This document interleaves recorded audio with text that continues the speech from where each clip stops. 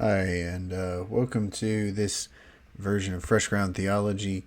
And I'm going to produce a video here on how to write a sermon using ChatGPT responsibly. And this is part of what I do. I say part because I change it almost every time, but this is kind of the core idea of how I personally prepare a sermon and get it ready to preach. I'm a father of 3 kids, married, have a full-time job, not at the church. I preach occasionally, and so for me to try to find time to build the sermon is quite difficult, especially when, at least when I was in school, the average sermon took about 10 hours to build, is what they would say. 10 hours for a pastor to write a sermon and get it ready for delivery. So using ChatGPT helps condense that time, but you still have to use it responsibly. You can't just ask ChatGPT to write a sermon on whatever, because it might give you something good. It will more or less, usually I wouldn't say even give you heresy. It'll just give you bleh, So you got to actually know how to use it to be able to use it effectively as you develop. And so that's what the goal here is today, is to show you my method of using it to actually develop a sermon. So first of all, we're going to start with a little bit of an outline that I have, and I'll walk you through an example of what I do. So let's go ahead and pull that up here. All right, so if you look through here, so there's Pre-GPT Preparation, and then you actually use ChatGPT, and then there's Post-GPT, sermon development as you build. And this is just kind of the research side of things, using ChatGPT for the sermon research. Not even necessarily building the entire sermon itself, but to get a nice grounding, this is where I start. So begin with prayer, and seeking the Holy Spirit's guidance for insight, humility, and clarity. It really, depends on this. Prayer is the core part, and praying all the way through, praying that God would help you understand the text, that He would give you wisdom from the text. And this is just another tool. ChatGPT is great, but it's just a tool to help you understand what's going on in the text, and you still need the Holy Spirit to illumine your mind so that you can actually get to understanding the text. So, begin with prayer. Second, define the scope of the sermon. So, whether it's expository or topical, you need to figure out what exactly you're talking about here. For our example text today, I've got 1 Peter 2, 18 through 25, which is a passage that I actually preached already, but we're going to go through it. Slaves, accept the authority of your masters with all deference. This is NRSV. Is what I usually use as my default study version. So we're going to use that as the example as we go through. And then you need to create the initial outline and then do some deep reading. So create the initial outline. We'll do that here in a second. And just note the passage structure and note the key ideas, themes, etc. Do some deep reading. What I mean by this is just read it and read it and read it until you understand this passage as best as you can. Make notes, ask questions, and identify key terms or potential issues. So if we go back to our text here, slaves, accept the authority of your masters with all deference, not only those who are kind and gentle, but also those who are harsh. For it is a credit to you if, being aware of God, you endure pain while suffering unjustly. If you endure when you are beaten for doing wrong, what credit is that? But if you endure when you do right and suffer for it, you have God's approval. For to this you have been called, because Christ also suffered for you, leaving you an example so that you should follow in his steps. And he keeps going. But if you notice right here at verse 21, the theme obviously is slaves, accept the authority of your masters with all deference. That's the theme. And verse 21 shifts a little bit into a second topic, which obviously builds on the first subject. But right here in this first section, he's talking about slaves and masters. And then he brings in Christ here, and he brings up the example of Christ, who, he committed no sin and no deceit was found in his mouth. When he was abused, he did not return abuse. When he suffered, he did not threaten, and goes on talking about the example of Christ. And so you can split this passage easily into 2 points, and then we can go from there. So this passage, I would say, have 2 major points underneath this idea about slaves. What you should do as a slave, and then what example you should follow.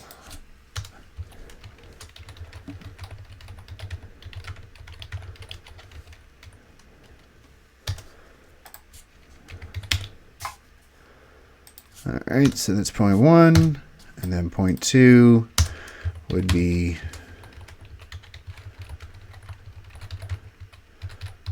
like I said, I've already preached this, so I've already done the multiple reading and everything through this to come up with these themes.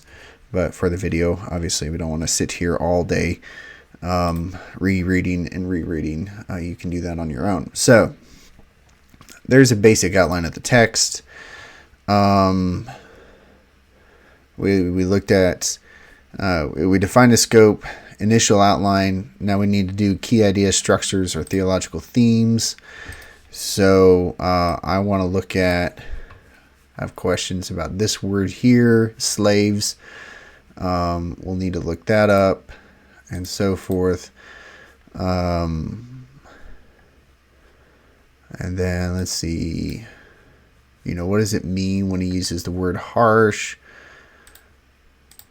So we'll go there. Credit, what is that?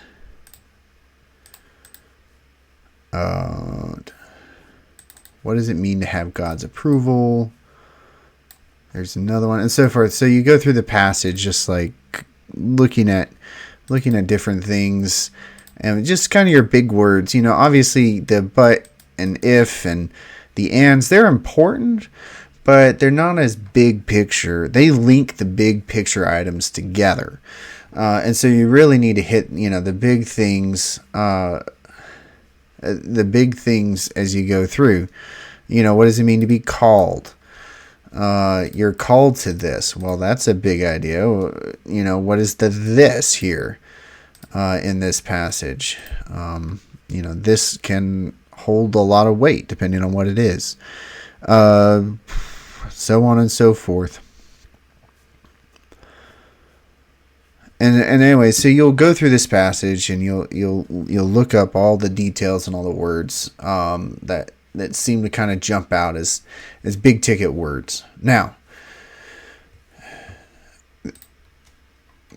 I'm assuming, by the way, that you have some theological training and you already know kind of how to do those basics, which you would do just about, hopefully, at almost any sermon as you work through a text.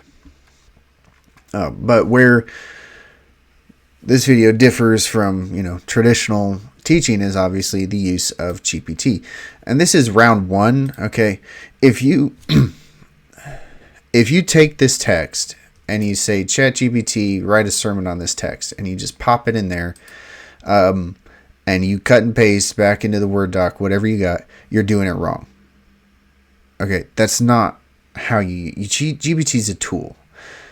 And so you need to learn how to use it as a tool and use it correctly. So how do you use this tool correctly? So I'm going to take this passage, and I have my ChatGPT up here, and we need to ask the right things. Now, so when we get there round 1, this is what I like to do. locate scholarly resources. So I use this prompt or something pretty close to it each time. Link 10 PDF passages, or link 10 PDFs about this passage or topic from scholarly sources like journal articles, monographs, dissertations, and theses.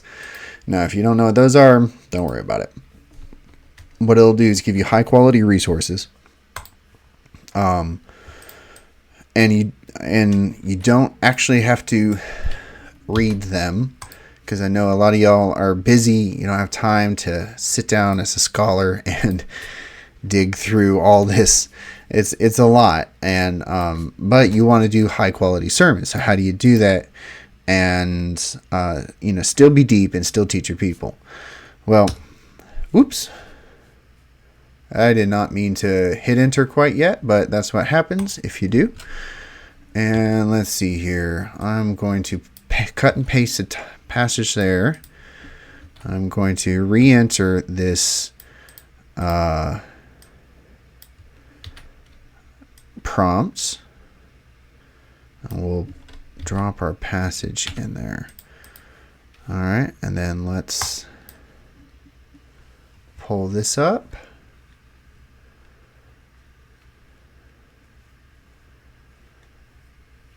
All right, and so it's already pulling us up a bunch of articles. Now you say, are these articles any good? You hear about ChatGPT just making stuff up sometimes. And the answer is, yeah, ChatGPT does. It can make up some of these links. But a link is good is if when you click on it, it'll actually load a PDF. And that's why I tell it to go specifically out to the internet and search for PDFs to find. If I say go find papers on such and such, it'll make up a bunch of papers. But if I say link papers or link PDFs, it'll actually find me specific PDFs, and that's what you need. So I'm going to download this PDF. It's dropping it down there. And exegesis. You say, well, what if I get something weird? Well, you'll find it when you start. Again, I'm assuming that you have, if you're preaching, you have some level of biblical competency here, and that you are a Christian and you're led by the Spirit, and you've already prayed over this, and you're asking good questions, and you're trying to do this before God in honesty, and He's going to lead you right. And you also have so I'm just downloading another paper here by Brad Kopp. These are all publicly available, so once my computer catches up, I'll download several more here. So there we go. All right, now, and so forth. So you would go through and find papers that you like. Now you can scroll through these and figure out if you like them or not. One thing I will say, your higher quality resources will be published papers or published books, that kind of thing. So something in, the Southern Baptist Journal of Theology, that'll be pretty solid. So that's probably something you want to, catch and put into the mix here. The other part about this is I'm assuming that you're not publishing a book on this. If you do, you need to track, where you're getting your information from, and there's a way to do that, but I'm not going to show you that in this particular video. Now, I already have other PDFs already downloaded, so I'm not going to show you how to download. I'm assuming you know how to do that. Anyways, you just download at least 5 or so of these, and it'll get you some good stuff. Again, and looking for stuff that has been published in a journal, is or at least it's been published to a class and it's been written for a class. There's one here.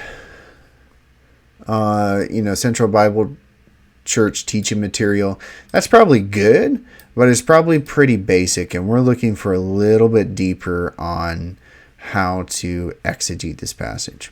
So, once you get your sermons in there, and you can work this prompt any way you want. Sometimes I'll say, search other languages and whatever, German or French, and see what the French or German have to say about this passage. But so you can download all those, and then what I do after I do all that, again, I may skim the articles, but I'm not. I'm not reading them in depth. All right, so you download, click on the links provided, and if you don't like those passages, if they don't give you 10 PDFs that you like, just say, give me 10 more PDFs, and it'll find 10 more, and just have it keep digging and listing, and it'll do a pretty good job. It's basically, if you were to go out and just start Googling, how to understand this passage, it's the same thing, only you're using ChatGPT to do it, and it can actually target it, I find, a lot better than Google ever can.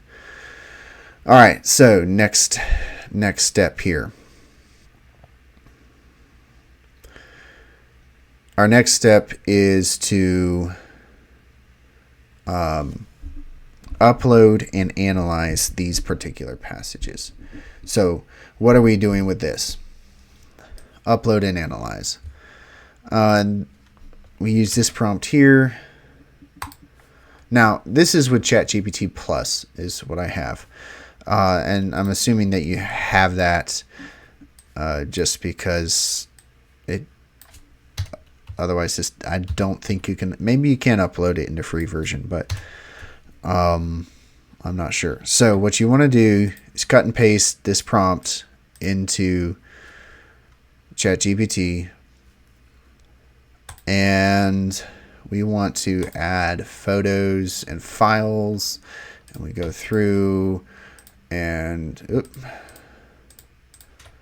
we have a bunch of things here.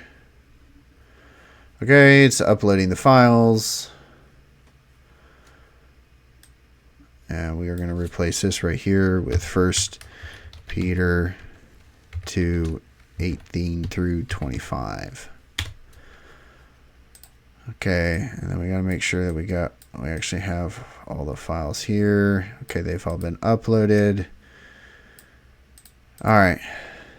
Analyze the attached documents. Exegete 1 Peter 2:18 through 25 based on the documents. Explain the exegesis to someone who's not familiar with biblical scholarship. Write like the most interesting professor in the world. Write 8,000 characters long. So each one of these lines is very important.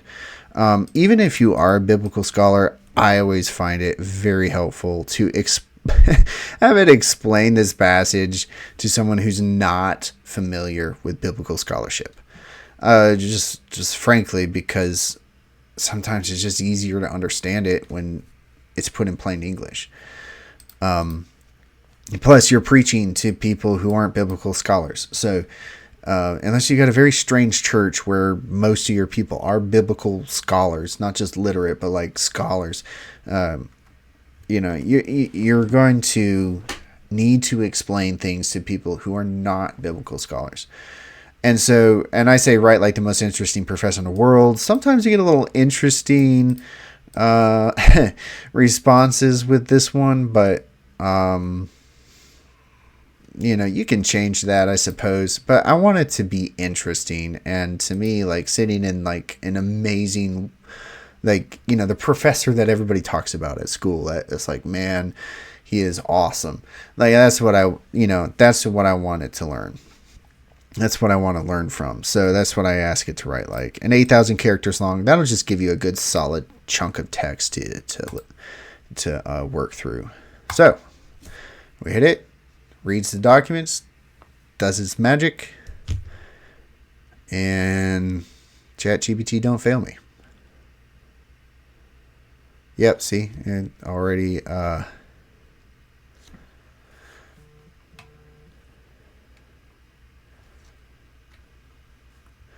so, and it'll give you, if you go back and you delete this thread and you come back again, it'll give you a slightly different version. But anyway, so get around here, students of Scripture, because we're going to walk into the most tender, theologically dense, and personally challenging passages in the New Testament, and so forth. I mean, it can be a little fun, but this right here will give you a basic rundown of the text, and it'll give you the themes. And so let's go through this. The flow of the passage. Slaves are submit with all fear, not in terror of men, but in reverent awe, even to the unjust ones for wrongdoing, for doing good. The letter calls it grace. It's revolutionary. It's not just a excuse me, and so forth. And now, and then it can bring, it gives you the themes, real world relevance. Sometimes it'll cite some of these German commentaries, which I happen to have already downloaded on the computer, but gives you some good questions to ask. Again, a lot of this comes from the exact text. Okay, so we got that. And ideally, you'll read through this, get some good, get a foundational understanding, and then be able to go back to the text back and forth several times. Now, my next question is, and then you'll be able to outline the exact nature and the flow of the text. And you start, you can start cutting and pasting and, asking more questions and start building kind of a content outline of this particular text. Excuse me. So, now, the important part is this is your introduction for you. This isn't for your audience. This is, your beginning introduction to start understanding what you're doing with this is having ChatGPT compile all these papers and to start bringing out information in the text. Now, you can do this without the papers necessarily, but you're going to get all the internet. At least we know that these people here, when they studied this particular text, they've actually done work in the text. And so it's not just broad internet. It's not just, it's not referencing Facebook, and commentaries on there or something, somebody coming up with some random theory. No, it's, at least you've got some good people who are serious, who are smart, who want to understand this text, and they put it together, and ChatGPT will basically pull their content together and help you understand it. It'll give you a basic rundown, but we still got more questions. So we need to go back and forth to the text. So what we got here is, I want to know specifically about what this slaves word is here. And what we can do is analyze. Here's another prompts that we go back. So we don't necessarily have to resubmit the question or resubmit the documents, but sometimes it'll read it. Sometimes we'll go back and read the documents that you submitted. Sometimes it doesn't.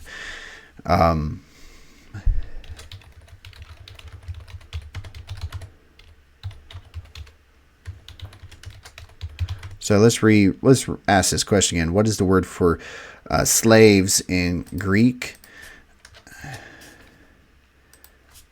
Let's see what.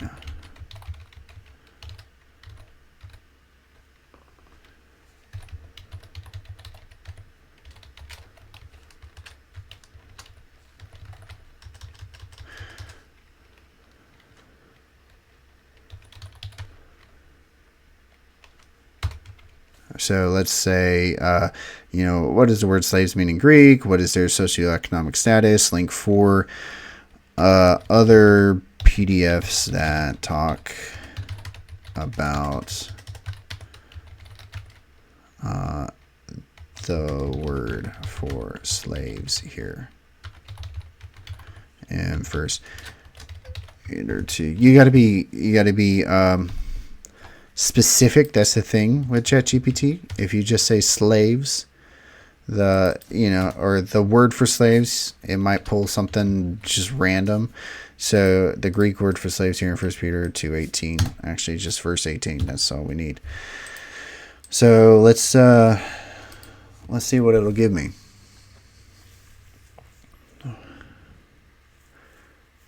Okay, so here we go. And so here's a basic rundown. So in 1 Peter 2:18, the Greek word translated as slaves is eukatai.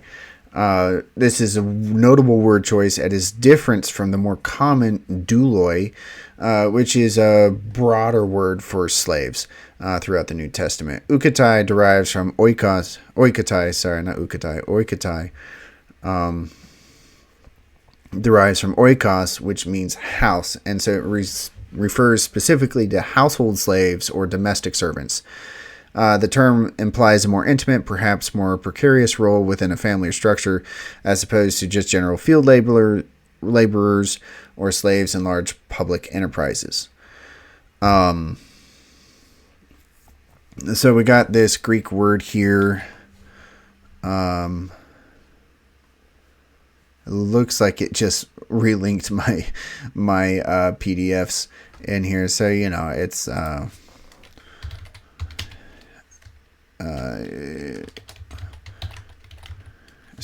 maybe we need to go back and look at our first prompt again. Okay, I really want to dig into this idea. What are the eukatai? Oikatai, sorry. I keep saying eukatai. It's oikatai.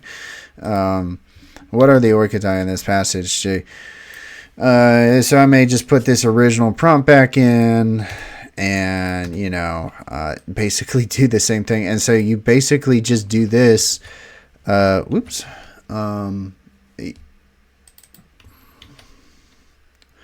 just go back and forth and you just do this again and again until you kind of start getting answers to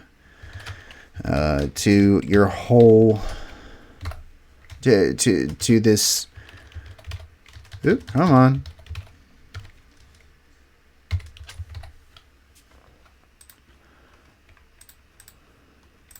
And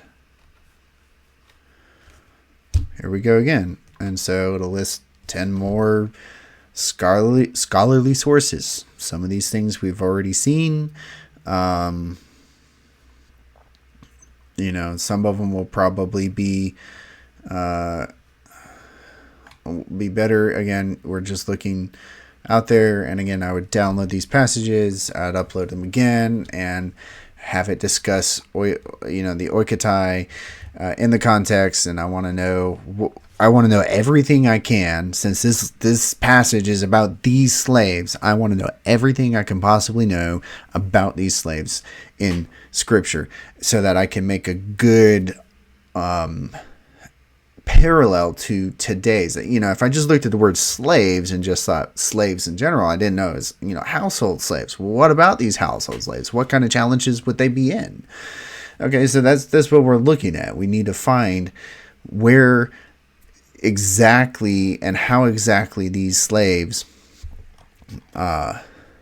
function in this church. So this is what I did for the sermon. I went back and forth. I downloaded more PDFs. I uploaded more again. And I would just say, read them to me, buddy. And very helpful here, too, if you have the ChatGPT Plus. It should. Where'd it go? It's supposed to read it to me. But I'm not sure where the option is on that one. Unless they just changed it for some reason. Anyways, up till yesterday, I was able to have it read PDFs to me, and I don't know where that particular thing is right now. So, it would read, it read out this whole content. It's very helpful, very useful. But now I don't see the button down there anymore. And so now I'm annoyed. Let me check my phone. So you can do this, on your phone and listen to it. Don't type on GPT. Okay, so on your phone it still works, but on the desktop version it doesn't have the audio reading. So again, you just want to interrogate the text, and you're using GPT to find these sources, to put it in a format you understand, and then you start putting it all into a document over here and just building it out. So if you were, digging up information about slaves, I would just break the line there, and I would start copying. Here we go. I'm pulling this together for me, so this doesn't have to look pretty at all. Okay, this is for me to understand the text, and so I put it all as bold, of course. But let's try that again. Okay.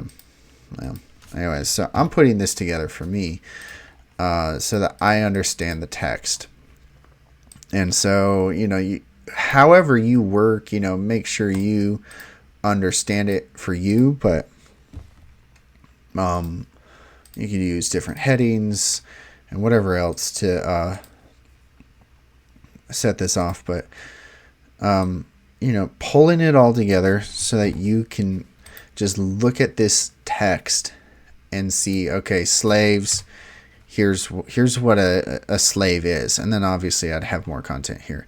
Accept the authority of your masters with all deference. You're looking, what does it mean to have deference? That's another key word there. Okay, let's go through. And, again, we're just going back and forth, and we're asking these questions, asking them again. And you repeatedly do this until you feel satisfied you understand the text. And so let's look at our list here.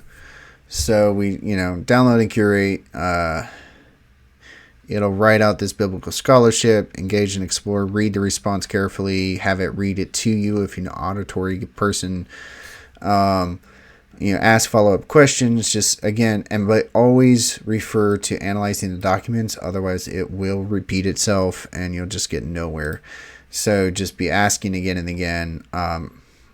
And just repeat the process until, and just ask different questions about it. Upload different documents. Ask for different, what is the historical context of this passage? Give me 10 PDFs on the historical contents of this passage. Give me 10 PDFs on the literary themes of this passage. Give me 10 PDFs on what the church fathers said about this passage. All sorts of things. And then use text-to-speech if you're an auditory learner. Anyway, post PDF. So once you kind of collect all these bits and pieces, put it into your whole, revisit your original outline and start expanding it and just fill it out, restructure it, expand it so that you have all your content in one place. Put in subpoints as you need them. Put in, illustrations. If you come up, in your study, an illustration pops in your head, put a little bracket in there that you're going to fill out for your sermon later. But just right now, don't write out the whole illustration, but just, put a little note in there, something that you know how to get through. Try to keep it clear for you. Again, this is between you and the text. You're just trying to understand it for you. You're not writing the sermon yet.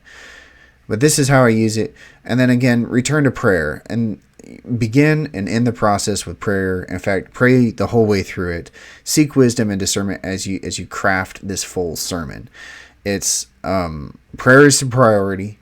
You can't get anywhere without prayer. I suppose you could do this, but honestly, God has given you at least this gift. Your calling right now is to preach this. If you're there to preach, God is giving you this opportunity, and He has called you to do this. And maybe you're not a preacher, maybe you won't stay with it the rest of your life, but you do need to pray, and he has called you to do this one opportunity at least. So dig into it, develop it, find a good content. A good sermon has to have good content. Now, it has to have good delivery too, but if you don't have good content, your delivery is rather pointless. Might as well be doing stand-up. Stand-up's great and fun, but this we're doing something a little higher and hopefully hopefully that'll reach a little deeper. So anyways, that's my basic process for developing content and just interrogating the text over and over and over again. And I hope that is helpful, and I'll leave you to it. You can reach out, comment on this video, and whatever. You go to freshgroundtheology.com and contact us there too, and I'll try to get back to you. Thanks.